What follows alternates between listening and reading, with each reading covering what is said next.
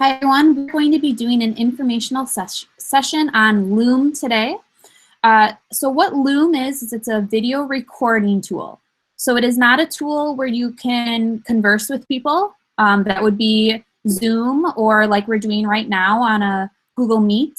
But Loom is there if you would like to record yourself, your screen, maybe just even your voice, and then send it out to students to listen to and or watch. Loom is also great because it is accessible for students. So if you work with students maybe in the middle school or high school and you would like them to record their desktop or record their voice, it's a very easy program to use and learn more and share with you in return. So today what we're going to be doing is we are going to be, I'll walk you through the platform, show you what it is. We'll have time for questions. So you'll notice in the upper right-hand corner of your screen, there's a chat feature. My colleagues, Jenny and Sarah, will be monitoring that and answering any questions that come up during the session. If you also have a session, you're welcome, or a question during the session, you're welcome to unmute yourself and ask the question live. So I'm going to switch screens. Loom is a video recording platform. There are actually two options for when you are using Loom. There is a Chrome extension, and you'll notice I'm in Chrome currently. The Chrome extension would pop up in the upper right-hand corner. And there's also a desktop version. So I will walk you through both of them.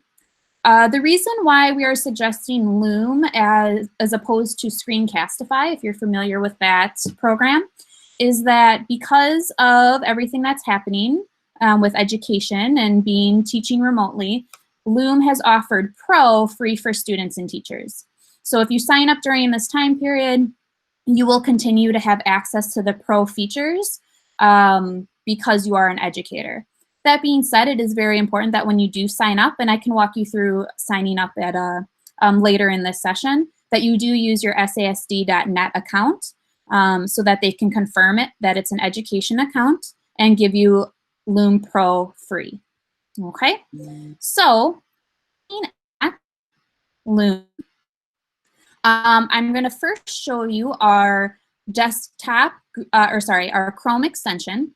So again, up here along the top, you'll notice I have all my extensions, and Loom is this pretty little flower. So I've already downloaded it, and it's on Chrome. So what I can do is I can click on it,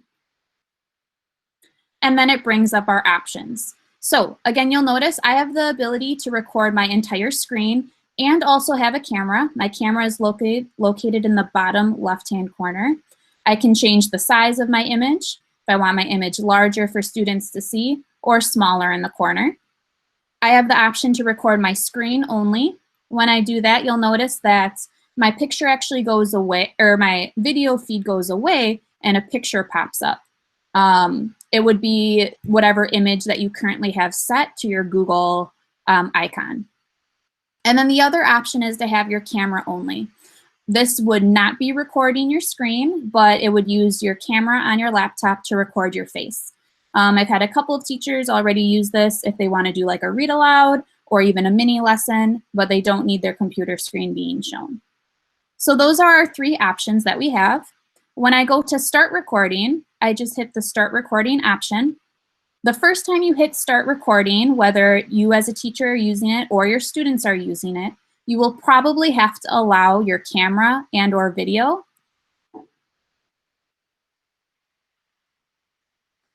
It will then count down, and then the recording will start. You'll notice that that little pop-up does go away, but my tools are now in the bottom left-hand corner. When I'm recording using the desktop extension, the Chrome extension, I have limited tools, but if you do download the app to your computer, you will have more, which I'll show you in just a second. So again, using this Chrome extension, I am in Chrome. I am on a site. Maybe I want to show my students. So I'm giving them a walkthrough of how to get onto a site called code.org. And then down here at the bottom, I have the option to pause my video. I have the ability to cancel my recording, and then I can also finish recording when I am all done. These three dots here just hide those menu options for you. Okay, so I'm going to do what I need to do. I'm going to finish my recording. And the great thing about Loom is that they house everything on their site. So it will bring you directly to your video that you have recorded. There is a very easy to use link. So notice I clicked on it, it copied the link. You can push that link out via email, Google Classroom, PowerSchool, Seesaw, whatever you would like to do. You also have the ability to add some privacy. So currently only people who I share the link with will see my video, but you can change it to public if for some reason you need it to be public. And then you can also invite people to view. So if you want specific people's emails, it will bring them to this site to be able to view your video. And you can add a password. So if you want extra protection, you're worried about just sharing out the link, you can add a password as well. Also on this main page, you'll notice that we have some options to edit your video. Maybe you want to trim it down and get rid of the first 10, 15 seconds. You can pick a custom thumbnail. The thumbnail is what you see here currently before the video is being played. And then you also have the option to download your video. If you want it saved onto your computer for any reason, you can just hit the download. Maybe you've watched the video, you decided you don't like it, you can also delete the video in this place. So this is the editing or the features that you can see on one specific video. You'll notice though I do have a Loom account. So when I go to my Loom account, I have videos that I've previously recorded, and they do have a nice feature where you can organize those videos into folders. So if you are recording multiple videos, maybe you have some math lessons, some reading lessons, you can organize those into folders so that they are easy for you to find and share out with your students. And then you use the trim feature to cut your video, and then you can, so we could start trimming, and I can move this anywhere I want and trim out a certain section of it. So maybe I don't want this middle part of my section. I can move that, I trim it, and I would hit the remove button, which is the scissors. So you can't actually just rewind and start, but you do have that function after your video is completed to tweak it. Once the video is done, all you have to do is copy this link. So again, it is all housed on your Loom site. So the easiest way would be for you to copy the link and then push it out via Google Classroom. On Google Classroom, there is that link option. You could either post an announcement or you could create an assignment and add this link as an assignment as well. The other option, if you really wanted to, and these are a couple additional steps, but you could download the video onto your desktop and then also re-upload it to your Google Drive, and then you'd have access for it there.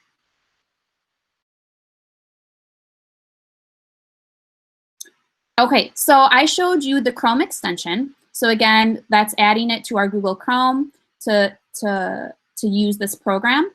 Now on your Macs, you also have the option to download an application. So you'll notice I'm on my Mac desktop. I am not in Chrome at all. And I have this little Loom icon. I have downloaded the desktop version. You can also, if you don't see it up there, you can go into your Launchpad. And when you go into your Launchpad, it is an app there. So when I click on that, it looks exactly the same as it would in my Chrome extension. Again, I mentioned how you have a couple additional functionality by using this version versus the extension. So you have the same 3 recording options, but you can customize a couple different things. For example, I could record my entire screen, or I could do just a specific window. But the other thing is I could just do a custom size. So maybe I'm recording my desktop, and I really only want this section of my desktop without all of my folders and images and everything else along the side. So now when I start recording, I'm only recording this portion. So then when I start recording, again, it gives you the start recording option. I can click on it, or I can do the shortcut. It will count down. Again, you see my image in the bottom corner. Now it looks a little bit different. Your options are still over here on the side, but they kind of go away if you're not hovering over them. The red square is obviously to stop. We have our pause function as well and our delete if you want to start over. One of the nice things, additional features for using this desktop version is that when I click, you'll notice there's a little, they call it a mouse emphasis. So I can click on certain things or show different things and it will emphasize that. I also have the function to be able to draw or circle things. So these don't stay there forever, but if I wanted to circle and highlight something, I can do that and then it disappears after a couple of seconds. Now, because I'm using the desktop version, that doesn't mean I just have to record my desktop. So what I can do, I'm gonna stop for a second. What I could do is I could also still do my full screen. So when I start recording my full screen,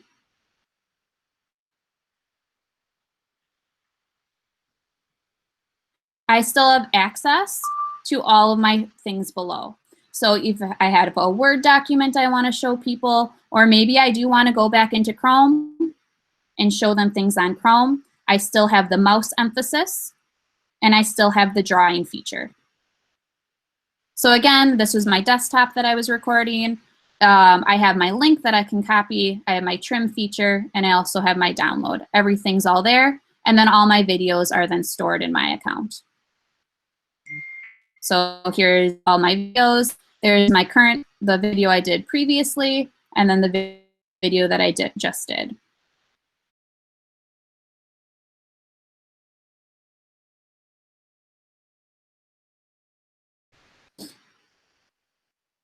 Okay, so you click sign up here for free, and then it's going to ask you how you would like to sign in. Please select the sign up with Google option. When you click on the sign up for Google option, it's going to ask you which account you would like to sign up with. So you're going to select your account. You might have to type in your password.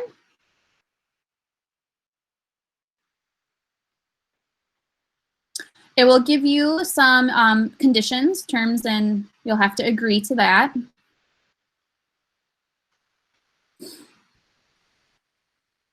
There you go.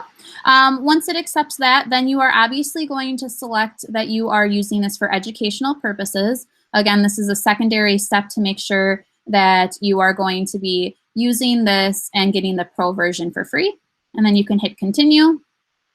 And then here is where you have the option to either add the Chrome extension. Again, the Chrome extension will put it up in the upper right-hand corner of your Chrome, or you can have the desktop app. You can download both of them. So you can download the app and install the extension. They are both available to you and they are both free. So I would suggest using both of them so that you have options later on. And again, when your students, if you want your students to be using Loom, they would be able to add the Chrome extension. They would not be able to download the app, but the Chrome extension is available for all students to be downloaded onto their Chromebooks.